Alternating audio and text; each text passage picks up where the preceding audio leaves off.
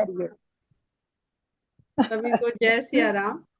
तो हम लोग जो जय प्रसंग सिया राम। पढ़ रहे हैं और कथा बस भगवान शंकर के मुख से निकलने ही वाली है, भगवान राम की। तो जितना और समझ लें, हम लोग भी विराजमान हो लें वहीं पर आसपास कहीं, तो और आनंद आएगा। तो जो चौपाइयां हैं उनको सिर्फ पढ़ते हुए आगे पढ़ते, ताकि हम लोग उस प्रसंग से कनेक्ट हो सके। तो भगवान शंकर कहते हैं, तदपि असंका कीन्हु सोई, कहत सुनत सब कर हित होई। जिन हरि कथा सुनी नहीं काना, श्रवण रंध्र अहि भवन समाना। नैनन ही संत दरस नहीं देखा, लोचन मोर पंख कर लेखा। ते सिर कट तुम्बरि समतूला, जे न नमत हरि गुरु पद मूला। जिन हरि भगत हृदय नहीं आनी, ध्यान से इस चौपाई को सुनिए। जिन हरि भगत हृदय नहीं आनी, जीवत सब समान ते प्राणी। जो नहीं करे राम गुण गाना, जी सो दादुर जी समाना। पुलिस कठोर निठुर सोई छाती, सुनि हरिचरित न जो हर साथी। गिरिजा सुनहु राम कै लीला। क्योंकि नाम हो गया, रूप हो गया। अब भगवान शंकर क्या कह रहे हैं पार्वती माता से, और तुलसीदास जी अब लीला पर आ रहे हैं। नाम बखान हो गया, अब लीला बखान है। तो गिरिजा सुनहु राम कै लीला, सुरहित दनुज विमोहन शीला। जो सुरों का कल्याण करेगी, करने वाली है, और दनुजों का विशेष रूप से दनुजों को विशेष रूप से मोह में डाल देने वाली है, तो विमोहनशील है। राम कथा सुरधेनु सम, सेवत सब सुखदानी। सत समाज सुर लोक सब को न सुने अस जान। दोहे का अर्थ यह है कि जो राम कथा अब शंकर भगवान कहने जा रहे हैं, वो राम कथा ही कामधेनु है। सुरधेनु, जिसको कामधेनु भी कहते हैं। सुरधेनु सम, कामधेनु के समान है। सेवा करने से जो सब सुखों को देने वाली है, तो सुखों को देगी तो, पर बिना सेवा के नहीं देगी। अगर हम चाहें कि एक गाय बांध लें और सुबह शाम दूध दुह लें, तो ये संभव नहीं है। आज क्यों गाय को पालना लोगों ने छोड़ दिया? क्योंकि जो सेवा करने में जो पुरुषार्थ लगता है, उससे सरल उनको लगता है कि मूल्य देके दूध को खरीद कर घर ले आना।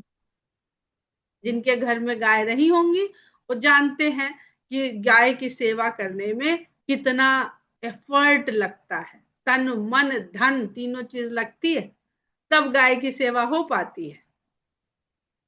और हम अगर सोच लें कि बिना सेवा करे कामधेनु बांध लेंगे, तो बांधी हुई गैया तो दूध भी नहीं देती, तो फिर सुरधेनु हमें सुख कैसे देगी?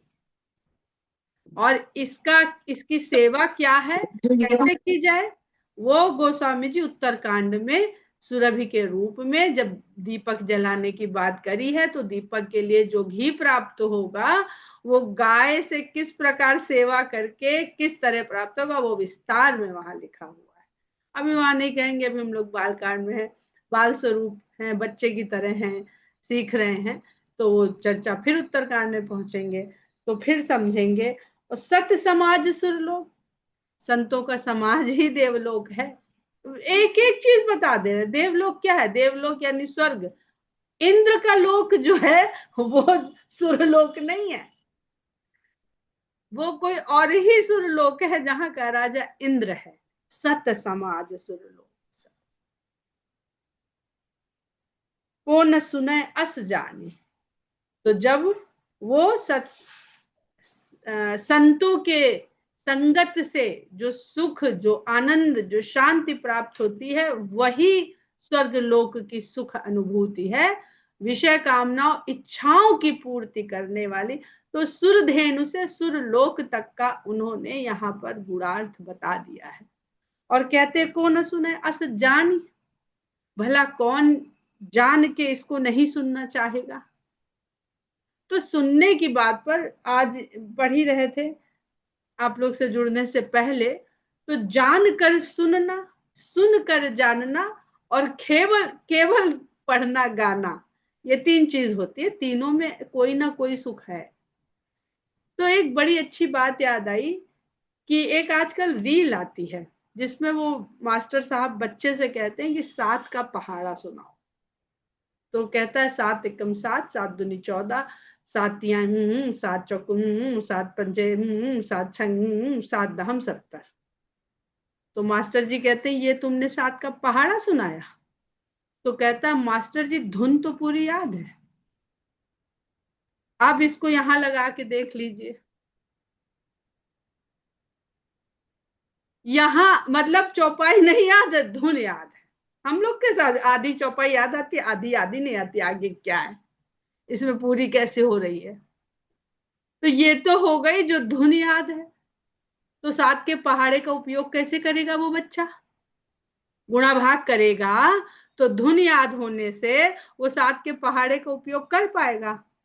चलिए एक बच्चा उससे थोड़ा पढ़ने में ठीक है, औसत बुद्धि का है, तो वो या मास्टर जी ने कहा 7 का पहाड़ा सुना, उसने रट लिया, बढ़िया रटंत ज्ञान उसके पास विद्या है, पूरा पहाड़ा एक सांस में सुना गया।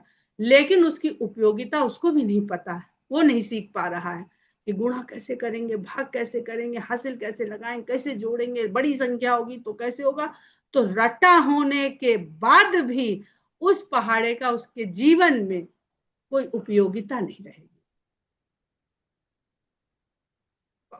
रटा खूब है, अच्छे से, आज बीच से पूछ लो, बीच से भी बता देगा।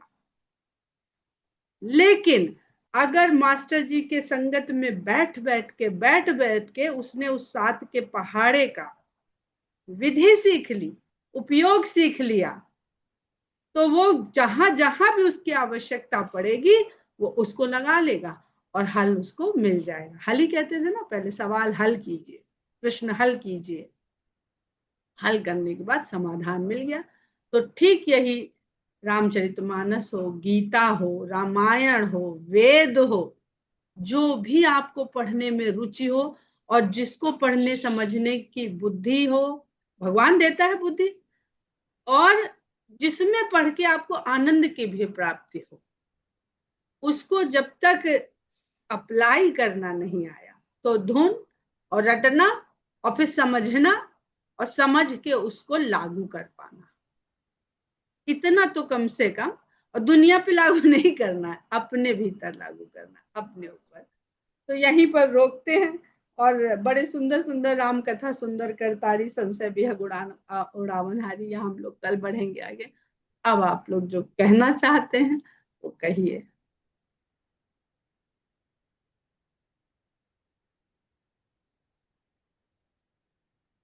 कोई तो बोले, हम लोग के पास समय बहुत सीमित रहता है।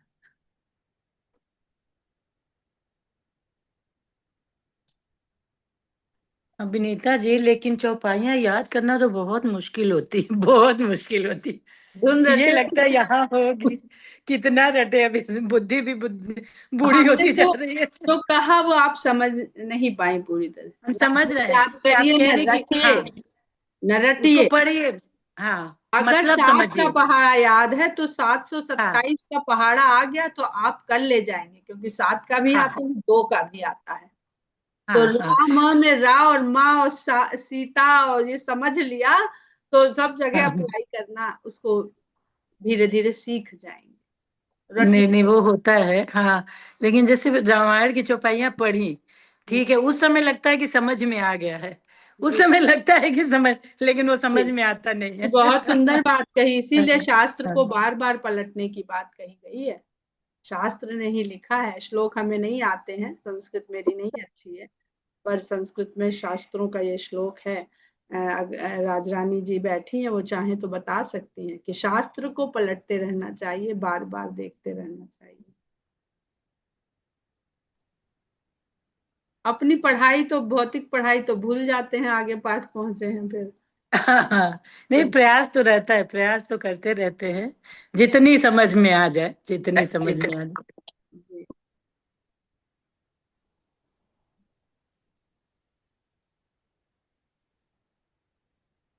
मुझे श्लोक याद नहीं आ रहा है, याद आएगा तो अच्छा, बताऊंगी। एक बात ये भी तो रहती है, जब भाव को समझ करके पढ़ते हैं, जब हम अर्थ पे जाते हैं, जैसे हम सुंदरकांड की बात करते हैं, जैसे हम पढ़ते हैं, तो जब हम उसका अर्थ समझने लगते हैं कि पढ़ा हुआ है, अर्थ जान चुके हैं, तो उस जगह पे जहां पे याद रहता है वहां से तो बहुत अच्छे से भाव करेक्ट होते हैं।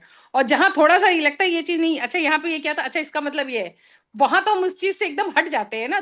मतलब दोनों चीजें मेरी मर्ज नहीं होती हैं उस जगह पे, घोटते रहिए। पूरा अभी भाव तो का और अभी तो घोटना चालू किया है। घोटते रहिए। सही बात है, अभी तो सिर्फ घोटना चालू किया है। अभी तो मतलब हम लोग बहुत साधारण जीव हैं, नहीं इतना आता है। इतने दिन से जैसे अ, आप ही ने बताया। नहीं, यही जब आप पढ़ा रहे होते हो ना, उस समय भी यही होता है। क्या दीदी? मतलब बार बार क्यों पढ़ना, आपने एक बार कहा था कि मैं बार बार उसी रामायण जैसे को। जब आप पढ़ा रहे होते हो, तब भी जब आपके साथ चौपाई पढ़ते हैं, वो करते हैं। बढ़िया है ना। जब रोज फिर जब तक स्वाध्याय नहीं करने लगेंगे तब तक अपने से नहीं फिर कनेक्शन होएगा। नहीं, ये तो है दीदी, ये तो होता है, क्योंकि जैसे राम कुटुंब का हम लोग एग्जाम दे रहे हैं और आरसीएम वो जो डिप्लोमा कर रहे हैं, तो उसकी वजह राम से पढ़ रहे कुटुंब हैं, का तो नहीं, अब सर रामचरित भवन का। रामचरित भवन। सारी तो उसमें जैसे अब बार बार पढ़ने से चीजें अब समझ में आ जाती हैं। वो पहले तो कुछ भी नहीं आता था, लेकिन वहां भी पढ़ा, ये भी पढ़ा, ये क्विज किया, तो उससे जो है चीजें अब क्लियर थोड़ी थोड़ी होती हैं। ये तो बात जरूरी है कि पढ़ते रहने से क्लियरेंस होता है, ये बात है। मेरे ख्याल से राम कुटुंब की इसीलिए 5वीं बार 6ठी बार क्लास चल रही है हम लोग की, क्योंकि हम लोग को पढ़ना है मेरे ख्याल से लगातार। चौथी हम तो होगी ना। चौथी बार तो हम पढ़ चौथी। रहे हैं। हमारी हाँ, तो भी 4थी बार। अब तो याद हमारी भी तो भी नहीं तो है। पहली तीसरी बार बार है, हम पढ़ लेकिन रहे हैं। रही है चौथी क्योंकि है, ये चौथी है। जब चौथी है। इधर चौथी, हाँ। उत्तरकांड तक आते हैं तो मेरे ख्याल से बालकांड हम लोग छोड़ देते हैं उधर। हाँ, 4थी बार। चौथी बार है, हाँ। हाँ, मेरी तीसरी बार है, मैं तीसरी बार पढ़ रही हूँ। ये हम लोग चौथी बार है ये। लास्ट वाला चल रहा था, हम जब पहुंचे थे तब लंका कांड, जब पहली बार के तो हम लंका कांड वाले में पहुंचे थे। लंका कांड से शुरू किया हमने। बहुत मेरी सही। दूसरी बार है, लेकिन बहुत अच्छा लगता है, बहुत ही अच्छा लगता अब है। ये जो देखिए हम लोग ने जो पहाड़े रटने की बात करी, उसमें देखिए तो एक चौपाई में, हर चौपाई में यही बात है, श्रवण रंध्र अहि भवन समाना। जो सुन यस। तो रहा है, हमने यहीं से लिया है, इस पर चर्चा करिए, इस पर विचार करिए, इस पे अपने अपने भाव बताइए। और लोचन मोर पंख कर लेखा, वही बात। पहाड़ा तो याद है पर किसी काम का नहीं है, आंखें तो बनी हुई हैं पंख में पर किसी काम की नहीं है। दृष्टि का, आजकल तो उत्तरकांड की तैयारी भी कर रहे हैं। दृष्टि की इतनी महत्ता गोस्वामी जी ने बताई है रामचरितमानस में कि अगर खाली दृष्टि की को ही देखने लग जाएंगे तो रामचरितमानस से अमृत अमृत निकलता चला आ जाएगा। अगर खाली दृष्टि, सती की दृष्टि, दृष्टि और दृष्टिकोण, दो चीज इतनी सुंदर मिल रही हैं इस बार जब पढ़ रहे हैं। और जीवत सब तम समान ते प्राणी, ते सिर कटु तुम्बरी समतूला, जीह सो दादुर जीह समाना। जो अभी उदाहरण लिया बहुत रोचक उदाहरण था इसलिए ले लिया, पर उसकी रोचकता से इसकी सार्थकता को समझने का प्रयास करिए।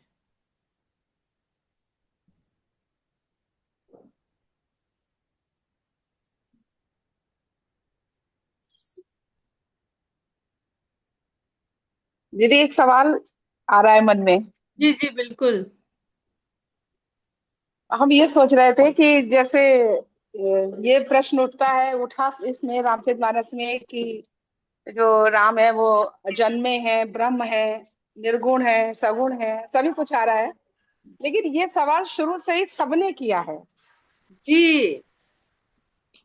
और फिर आखिर में फिर यहाँ आकर फिर पार्वती जी ने ये प्रश्न उठाया,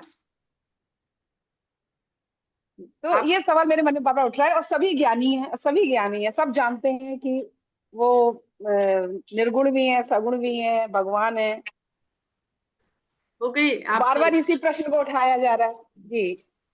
अच्छा, जब बार बार जो प्रश्न उठा रहे हैं, एक तो कोई बताइए जिसके मन में ये प्रश्न आया नहीं। जैसे भारद्वाज जी ने भी उनको रोका इसीलिए कि राम कथा सुनने के लिए, जबकि वो खुद ज्ञानी थे, उन्हें सब पता था कि क्या है क्या नहीं है। और भगवान उसके बाद शंकर, सती जी, फिर पार्वती भगवान जी। शंकर शिव के, जी का है, शिव जी के मन में भ्रम नहीं है बस। शिव जी के मन में नहीं है, तब भी शिव जी आगे कह देंगे कि वो जी मुझे नचाया। अब कैसे नचाया शिव जी को, यहाँ पर अगर आप सोचिए तो जो शिव सती प्रसंग हुआ, वहां पे भगवान शंकर ने भगवान राम की माया को शीश झुकाया है कि सती से झूठ बुलवा दिया। सती का अर्थ, शाब्दिक अर्थ देख लीजिए, सती से झूठ बुलवा दिया भगवान की माया ने। तो उन्होंने माया को शीश नवाया, क्यों? क्योंकि भगवान को लीला करनी थी। तो जो लेखक और डायरेक्टर, खुद ही लेखक हो और खुद ही डायरेक्टर हो, तो जो लिखेगा और जो निर्देश देगा वही चरित्रों को करना पड़ेगा। मोह यहाँ इस बात का हो जाता है कि उसको ये मोह हो जाता है कि हमने किया ऐसा। बाद में सती भी भगवान से उन्होंने मांगा कि इस देह को समाप्त करने का कुछ बनाइए। और यही हर जीव को गोस्वामी जी जानते हैं कि जीव के मन में यही प्रश्न आएगा, यही आएगा। तो राम कथा से पहले शंका की भूमि का सफाई कर लो, शंका की भूमि की सफाई कर लो। विश्वास, विश्वास के वृक्ष के नीचे बाघंबर बाघ की छाला बिछा लो, उस पे बैठ जाओ। तो अहंकार को जब तक छोड़ करके हम लोग राम, अब आगे ही है, राम कथा सुंदर करतारी, संशय बिहग उड़ावनिहारी। संशय, तो संशय ही तो है। तो कितने पक्षी हैं रामायण में, कितने पक्षी हैं मुख्य? तो मुख्य पक्षी देखें तो गरुण है, जयंत है, गरुण है, जटायु है, संपाति है, काकभूषुंडी है मुख्य। वैसे तो खूब चिड़ियों का जिक्र है, तोता, मैना, सुखसारिका, सबका जिक्र है। और भी बहुत हैं, चकवा है, चकोर है, बहुत पक्षियों का है। लेकिन जिन्होंने कोई भूमिका ली है, रोल मिला है, होती शूटिंग होती है ना, तो एक भीड़ भी इकट्ठी करी जाती है कि दृश्य वास्तविक लगे, ये लगे कि हाँ ये सन 47 का गदर का सीन है, तो खड़े कर लो 500 लोग इधर, 1000 लोग उधर, तो वो भी सब खड़े हुए हैं पक्षी। लेकिन जो चरित्र निभाने वाले हैं वो ये मुख्य पक्षी हैं। तो ये इससे भी अगर आप समझने का प्रयास करिएगा, संशय बिहग उड़ावनिहारी, संशय रूपी पक्षी को अगर उड़ाना है तो राम कथा सुंदर कर तारी, ये ताली बजानी पड़ेगी पक्षी ये उड़ाने। भी तो लिखा है ना कि सारथ दारु नारी सम स्वामी राम सूत्रधार अंतर्यामी। जी तब राम जी ही सरस्वती को आपके आंगन में नचाते हैं, जी, मन रूपी आंगन में। सरस्वती राम की कृपा से जीव के ऊपर कृपा हाँ, करने आती है, करती है जीव वही। की कृपा पे। मतलब जो जो उनकी कृपा होती है वही जी, आपके दिमाग में आता है। अगर राम नहीं चाहते तो भला सरस्वती मंथरा की बुद्धि फेर लेती। वो तो जो रोल दिया, वो रोल, इस ये पूर्ण समर्पण भाव है। अगर हमें बुरा बनने का, अगर हमें दुख सहने का, अगर हमें कष्ट सहने, रोल ही मिला है संसार में, सदा के लिए नहीं है। पर्दा गिरेगा, हमारा रोल खत्म, ये इतनी बात समझ में आ जाए। आप न, क्या है ना कि नट बन के आए हैं, राम उत्तरकांड में है, स्वयं हो जाते हैं, पर वो भूमिका करते हैं लीला में, पर स्वयं वो होते नहीं है।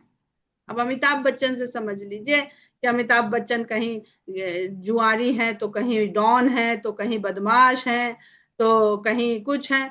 तो क्या वो अमिताभ बच्चन वो सब हो गए? भूमिका, जज एक कुर्सी पे बैठता है तो जज की भूमिका करता है, वो भी भूमिका कर रहा है। कुर्सी से उतरते ही आम आदमी हो जाता है, घर आते ही पिता हो जाता है, पति हो जाता है, बाबा हो जाता है, नाना हो जाता है। अगर नहीं हुआ, वो पद लाद के आ गया शीश पे, तो सब गड़बड़ है, घर में कलह मच जाएगी।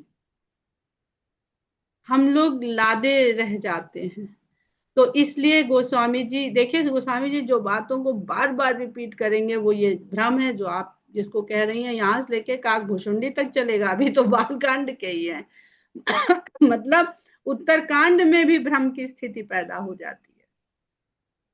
और अभी पढ़ ही रहे थे तो उत्तरकांड में जो काकभूषुंडी जी ने पूर्व जन्म की कथा सुनाई है और जिसमें शंकर की पूजा करते हैं और गुरु के लिए नहीं खड़े होते हैं और विष्णु का गुणगान उनको भाता नहीं है, ये भक्ति योग का रोग है, मतलब भक्ति योग का दोष है। ये भक्ति योग में लिखा है कि अपने इष्ट, अपने आराध्य और अपनी भक्ति का मान हो जाता है। क्या सुंदर गोस्वामी जी ने भक्ति योग के दोष को काकभूषुंडी के पूर्व जन्म की कथा से समझा दिया है। ना वो हरि के लिए उनके मन में श्रद्धा है और हरि का बखान गुरु करते हैं तो गुरु के लिए भी आदर नहीं रह जाता है। तो क्या है, अपने इष्ट और अपनी भक्ति का अहंकार।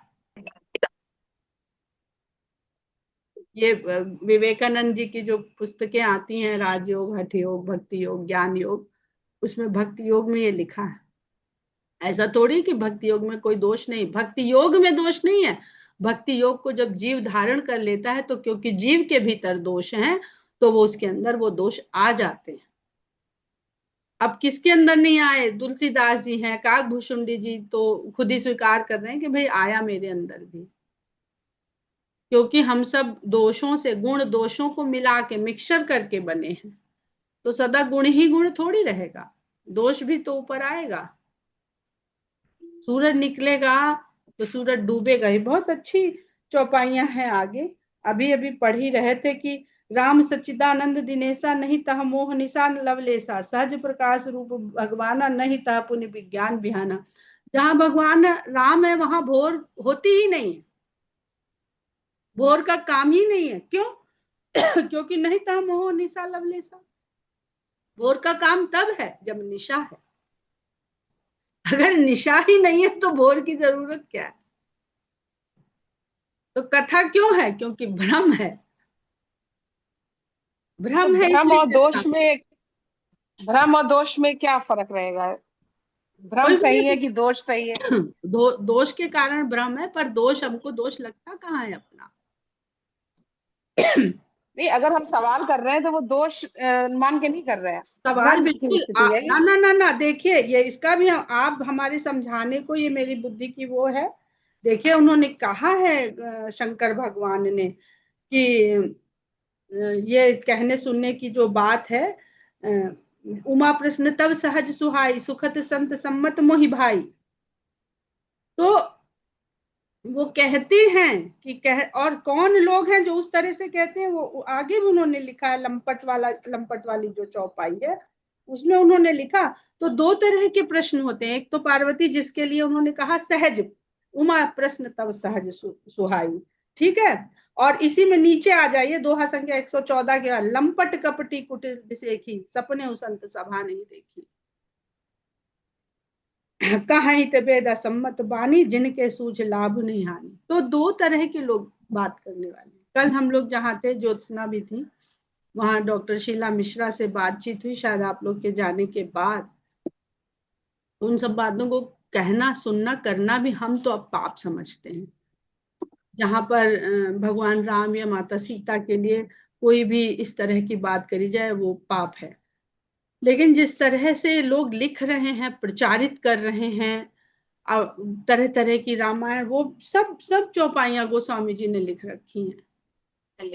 तो एक ऐसे प्रश्न उठाने वाले भी लोग हैं दीपा। सती के भीतर भी कोई द्वेष भावना नहीं थी, केवल अभिमान था। पार्वती के भीतर वो भी नहीं है। लेकिन बहुत सारे लोग ऐसे हैं जो द्वेष भावना के कारण, अहंकार के, केवल और केवल अहंकार है जी, हर्ष विषाद ज्ञान ज्ञाना, जीव धर्म अहमित अभिमाना। अहमित माने अहम का भाव होना, मैं होने का भाव होना। पूरी राम कथा में गोस्वामी जी ने मैं और मेरा को ही दोष बताया है। एक जगह लक्ष्मण जी कहते हैं रामचंद्र जी से, याद नहीं आ रहा कहाँ पे, कि आपकी माया संसार को बहुत नचाती है। तो भगवान राम कहते हैं माया मेरी नहीं है, माया तो संसार की है। क्योंकि संसार में मैं और मेरा है, तू और तेरा है। परशुराम जी गुस्सा हैं क्योंकि मेरे गुरु का धनुष तुमने क्यों तोड़ दिया।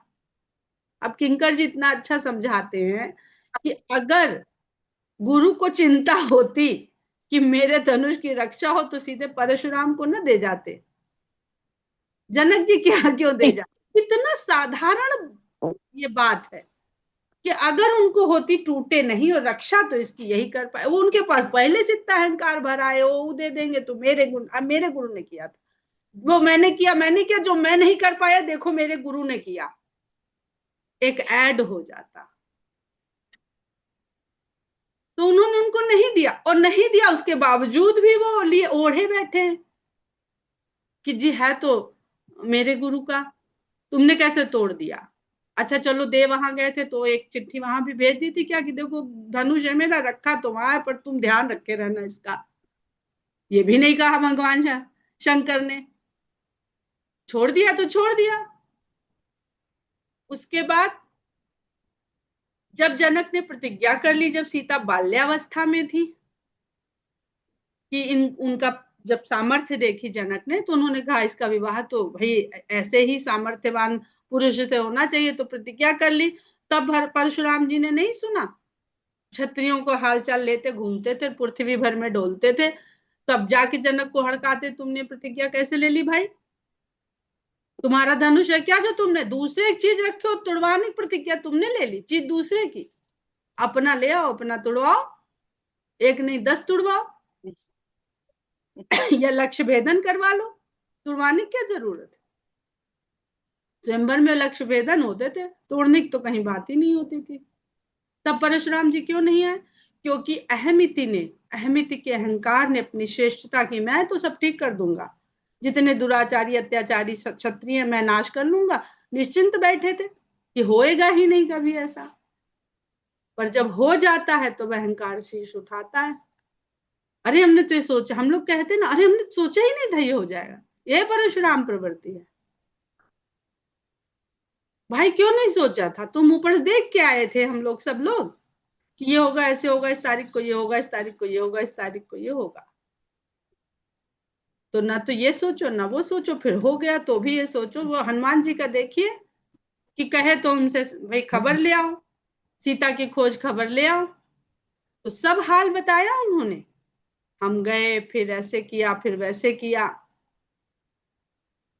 वहां ढूंढा, अशोक वाटिका में देखा, लेकिन भगवान ने कहा कि क्या, जो वानरों ने भी पूछा था भाई लंका क्यों जला दी, तुम्हें तो ये आदेश ही नहीं मिला था। तो भगवान राम ने भी कि 10 काम में एक एक्स्ट्रा कर ला है, वो सबसे बड़ा कर ला है, उससे सबसे बड़ा इनका डंका बज गया। तो जरा देखे उसके लिए इनके मन में क्या भाव है। हनुमान जैसे भक्त की भगवान चुपचाप बैठे परीक्षा ले रहे हैं, शांत भाव से बैठे विरही भाव में, कहते भाई कैसे जला दी। हनुमान जी समझ रहे हैं भगवान हमें घुमा रहे हैं। तो उनका ना, हम तो आपका आदेश राम काज कीन्हे बिनु मोहि कहाँ विश्राम, तो हम तो आपका काम, जो आपने काम हमको है ही नहीं था वो भला हम कर सकते हैं, आपको ऐसा लगता है। बल जब उनका जागा तो जामवन से उन्होंने कहा कि पूरा त्रिकुट उखाड़ के ले जा सकते हैं, लेकिन आप बताइए कि हम क्या करें। ये नहीं उन्होंने कहा हम चलो ले चलते, नहीं हमको नहीं समझ में आ रहा है, हमारी शक्ति जागृत हो गई है तो आप हमारी शक्ति को निर्देशित करिए, लक्ष्य बताइए मुझे। मैं उतना ही कहीं जोश में जाग उठा पटक सब कर आए तो गड़बड़ कराएंगे क्या हम, ऐसा तो नहीं होगा गड़बड़ कराएं। तो जामवन कहते बस इतना ही करो तुम जाइए। सीता का पता इतने, वो तो अपनी तरफ से इतना ही करे, बाकी तो त्रिजटा विभीषण रावण। तो उन्होंने कहा कि भाई हम तो, हाँ ये जरूर था कि जब आग लगा दी गई तो कूदे कूदे हम अपनी जान बचाने कूद फिर रहे थे, कुछ में आग लगी तो अपने बचाए भी ना, उसके भी लिए आप कहेंगे कि भाई देखो जान भी बचाए रहना, तो ये तो नहीं जीव करता है अपनी जान बचाने तो कूद फान कर ही लेता है, भगवान के आदेश का इंतजार करेगा उतनी देर में तो जल भुन के राख हो जाएगा। तो कूद फान करी हमने, तो आग लगा दी। अब कूद फान करने में तो इधर उधर लग गई आग, तो हमारा तो उसमें कोई दोष नहीं, हम तो बंदर है कूद फान कर रहे। एक और बड़ी सुंदर बात किंकर जी कहते हैं, इस पे कभी हम लोग ने नहीं सोचा था, कि सीता का हरण एक मृग के कारण हुआ। किसने पूछा था भगवान राम से, वो नहीं याद आ रहा है। तो उन्होंने कहा कि अब सीता का हरण हो गया मृग के कारण, स्वर्ण मृग के कारण, इनकी मुक्ति कैसे होएगी? तो उन्होंने कहा मृग के कारण बंधन हुआ है, तो मृग से ही मोचन होएगा। संकट मोचन कहते ना, कहने के मृग से ही मोचन होगा। कौन से मृग से? कहें शाखा मृग। शाखा मृग की बड़ी मनुष्याई। तो हनुमान जी कहते हैं आप तो सभी मृग पशु को भी कहते हैं, खाली हिरण को नहीं कहते। तो पशुवत, पशुता ही हम लोग भी पशु हैं। तो शाखा मृग थोड़ा ऊपर रहता है, शाखा मृग यानी विषय कामनाओं की धरा से थोड़ा ऊपर रहता है। बहुत सुंदर सुंदर प्रतीक हैं, पढ़ने लगेंगे समझने लगे तो आनंद ही आता है। भगवान सिर पे चढ़ा लेते हैं ऐसे अपने भक्तों को, वृक्ष के नीचे स्वयं बैठते हैं और सर पे कूदते हैं वानर वृक्ष पे। जो भगवान की शरण में आ जाते हैं, वो कुछ भी करे, माँ बाप है, माता पिता है, चढ़ते नहीं बच्चे, यहाँ चढ़ गए, वहां चढ़ गए, वहां चढ़ गए। तो कोई माता पिता और दादा दादी तो बिल्कुल ही नहीं कहते। तो भगवान तो परम पिता है। तो एक से एक प्रसंग है, भगवान इसी तरह हम लोग को उजागर करता रहे अपने रूप और शब्दों में ही छुपे हैं भगवान रामायण के। तो प्रश्न करिए, प्रश्न पार्वती शंकर भगवान कह रहे हैं कि तुमने क्यों पूछा है, अभी आगे आएगा। तो आप पूछेंगी, हम कुछ कहेंगे, बिना पूछे मेरे भी दिमाग में कुछ नहीं आता, सच्ची जानिए। ऐसे क्या बोलने लग जाए। सुना जाती है कि हनुमान जयंती दीदी साल में 2 बार मनाई जाती है, कार्तिक नरक चतुर्दशी को, फिर चैत नवरात्र में। तो दीदी कौन सी सही है? इसके बारे में व्हाट्सएप में जानकारी ले लीजिए, हमें पढ़ते हम भी हैं, कोई जानकारी नहीं है। ये सब कुछ सत्यता होएगी, इसका लोगों ने उल्लेख भी किया है, वर्णन भी किया है। अब ऐसे तो हनुमान जी की जन्म स्थली यहाँ भी है, हम्पी में भी है, और जब उधर जाते हैं आप हैदराबाद में तिरुपति बालाजी, वहां पे पास में एक पर्वत है, वहां पर भी हनुमान जी की जन्म स्थली। हम्पी में है दीदी, हम गए हैं, अंजना बेट्टा नामक जगह है, बड़ी नहीं, ऊंचाई पर है। वहां हम भी गए बड़ी, हैं, लेकिन उसके अलावा हाँ आप देखिए तिरुपति बालाजी के पास एक पर्वत श्रृंखला है, तिरुमाला। तिरुमाला का हाँ पढ़िए तिरुमल। क्या, तिरुमाला अच्छा, में। तो ये अब हरि व्यापक सर्वत्र समाना, कहऊ कहाँ जहाँ हरि नाही, और राम ते अधिक राम कर दासा। तो श्रद्धा को ज्यादा समझिए, भौतिक और स्थान भूगोल ये इसमें फंसने से फंसना हो जाता है। इसलिए गोस्वामी जी ज्यादा ये सब लिखते नहीं है। वाल्मीकि जी ने खूब लिखा है, खूब लिखा है, पूरा भौतिक भूगोल लिखा है भगवान राम की कथा का। पर सब कुछ बदलता है, नदियां अपने मार्ग बदलती हैं, पर्वत सुनामी आती है, धीरे धीरे सब भूगोल बदलता है। तो वहां न फंसिए, जो सार तत्व है उसका आनंद लीजिए। हनुमान जी हैं, चाहे वहां जब तब पैदा हुए तो भी भक्त हैं, तब पैदा हुए तो भी भक्त हैं, उससे कोई फर्क नहीं पड़ता। हनुमान जी छोड़िए, तुलसीदास जी के 4 जन्म स्थली जो अभी 500 साल पहले के हैं, बस 4 जन्म स्थली इस समय लोग दावा कर रहे हैं। ये अहंकार है। उनको ये अच्छा लगेगा कि हमारे क्षेत्र के हैं, किसी को अच्छा लगेगा हमारे क्षेत्र के हैं। हम रिकॉर्डिंग बंद कर दें।